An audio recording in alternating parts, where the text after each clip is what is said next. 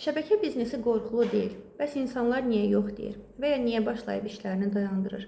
Bunun əsas 3 səbəbi var. Birincisi, bilmədikləri sahəyə başlama qorxusudur. İnsan beynində belə bir mexanizm var. Tanımıram, nə olacağını bilmirəm, riskli deyir və geri çəkilir. Burada əsas faktor insanların şəbəkə biznesindən qorxması deyil, insanların bilmədiyi bir sahəyə başlama qorxusudur. İkinci əsas səbəb isə bəs alınmazsa qorxusudur, yəni utanmaq. Əgər alınmazsa insanların gözündə gülünc vəziyyətdə görünəcəm, xüsusilə ailə, yaxın çevrə və dostlar tərəfindən. Burada isə əsas faktor insanların ictimai utanc qorxusudur.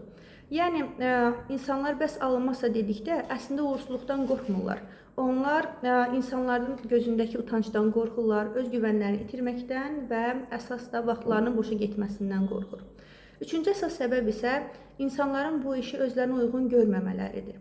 Yəni, insanlar özlərini kimlərlə isə müqayisə edirlər, sosial şəbəkədə, ətraf mühitdə aktiv, danışan, özünə güvənən insanlar görüb və düşünürlər ki, mən onlar kimi deyiləm, bu iş isə aktiv və səs-küylü insanlar üçündür. Ən təhlükəli faktor isə məhz budur.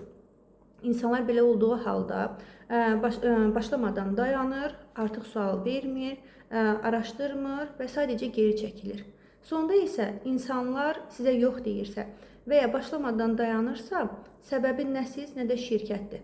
Bu, insanların şəbəkə biznesindən olan qorxusu deyil, öz içlərində olan qorxularıdır.